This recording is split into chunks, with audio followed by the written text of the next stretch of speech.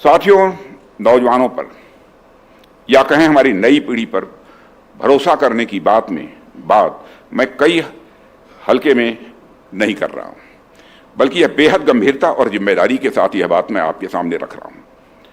आप सभी यहां प्रबुद्ध वर्ग के लोग बैठे हुए हैं।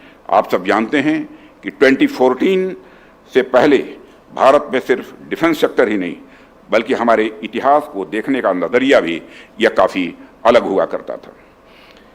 इतिहास को देखने का जो नजरिया था तथा भारत को रिप्रेजेंट करने वाले महानतम शासकों को देखने का जो हमारा नजरिया था, वो नजरिया वह एंग्लिसाइड एलिट क्लास डिसाइड करता था। एंग्लिसाइड एलिट क्लास का अर्थ आप सभी अच्छी तरह जानते हैं कि हमारा एलिट क्लास पाश्चात्य संस्कृति में इतना डूबा हुआ था कि वह भारत के अपने इतिहास को भी वेस्टर्न लेंस से ही बराबर देखता था। जाहिर सी बात है, इस एंग्लिसाइड तथा वेस्टर्नाइज्ड एलिट क्लास का भारत की जनता से और भारत की संस्कृति से संबंध टूट सा चुका था। इसलिए भारतीय इतिहास के उन शासकों को अच्छा माना गया जिन्होंने बाहरी मूल्यों का अनुकरण किया तथा भारत की सांस्कृतिक चेतना को चोट पहुंचाई है।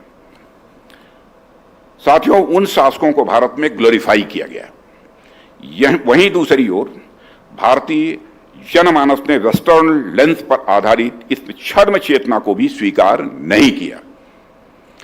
यह जो एलिट कंसेंसस था, इसे भारत की आम जनता ने कभी स्वीकार नहीं किया है। भारत के वो गांव जिसे राष्ट्रपिता महात्मा गांधी इस देश की आत्मा कहते थे, उन गांवों में रहने वाले लोगों ने कभी भी इस तरह की सोच को समर्थन किसी भी सूरत में नहीं दिया। गांव में रहने वाले लोग मैकाले की पाश्चात्यवादी सोच से कभी प्रभावित नहीं हुए। मैकाले की सोच से एंग्लिसाइड एलिट क्लास के लोग ही प्रभावित हुए। मैकाले ने जब यह कहा कि एक अच्छे यूरोपीय पुस्तकालय की अलमारी भारत के संपूर्ण साहित्य के बराबर होगी, तो यह कथन उसकी विकृत सांस्कृतिक सोच को ही दर्शाता था। अब इस सोच के अंतर्गत यदि कोई भारतीय युवा शिक्षा ग्रहण करेगा तो उस सोच का उत्तराधिकारी किस प्रकार का होगा, उससे आप क्या उम्मीद करेंगे? साथियों, यदि आप IITs या IIMs का निर्माण करेंगे तो ऐसी सोच रखने वाले युवा का पहला स्वप्न स्वाभाविक रूप से यही होगा कि शिक्षा ग्रहण करके उसे देश के बाहर जाकर नौकरी करनी है, क्योंकि IITs और IIM से पढ़ा हुआ हमारा यह भारतीय बच्चा, जिसके अंदर भारतीय क्षमता है, भारतीय टैलेंट है, वह दिखने में भी पूरी तरह से भारतीय लगता है, बोलने में भारतीय है, लेकिन चूंकि उसकी आइडियोलॉजिकल ट्रेनिंग एंग्लिसाइड एलिट क्लास ने यह कर की है कि भारत एक दोयम दर्जे का देश है, तो जिस पीढ़ी ने ऐसी शिक्षा को ग्रहण किया है वह तो यही सोचेगा उसे विदेश जाकर नौकरी करनी है। इस आइडियोलॉजिकल बेसिस में एक रेडिकल चेंज की आवश्यकता थी, जो कि हमारी सरकार ने किया है। इसलिए मैंने इसकी चर्चा की है।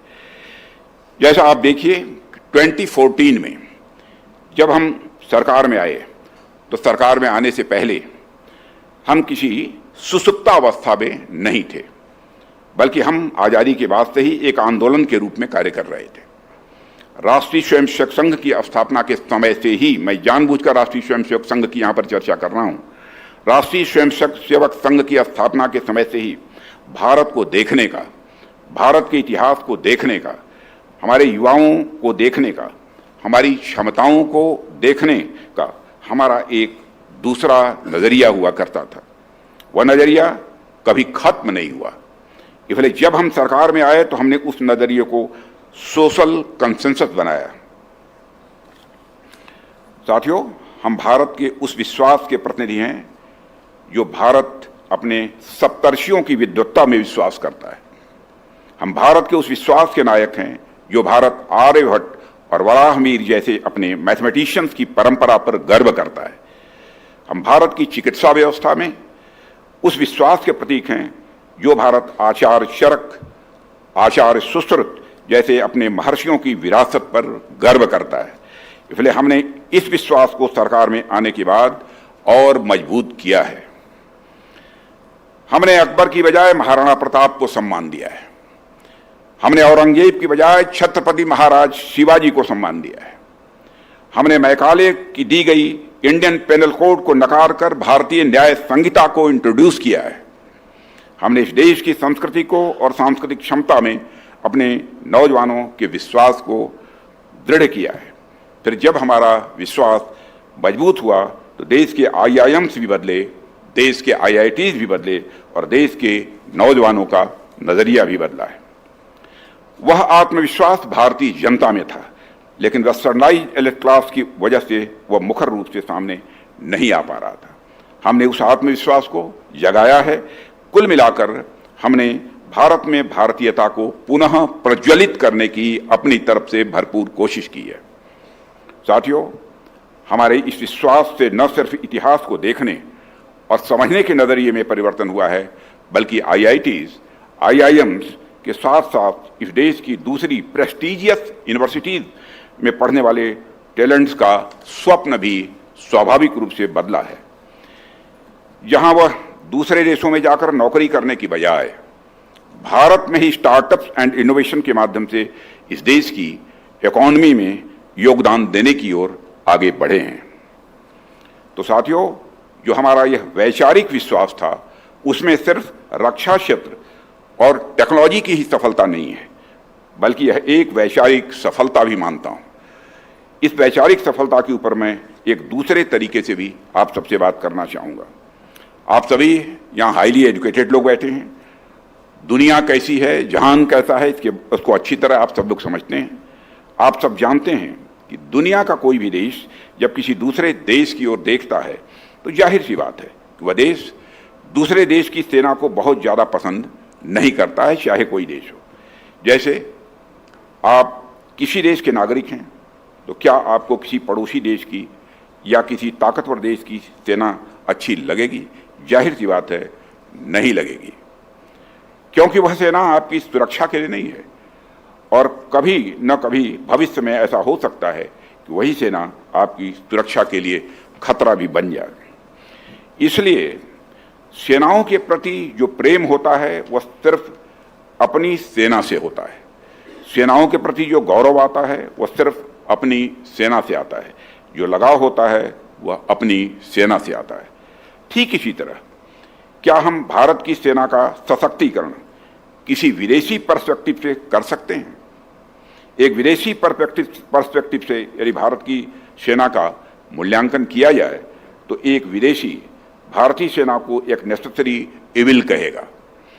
इसी वेस्टर्नाइज्ड इलिट ने भारत के लिए सैन्य बल के स्थान पर नैतिक बल का एक शिगुफा भी छोड़ा।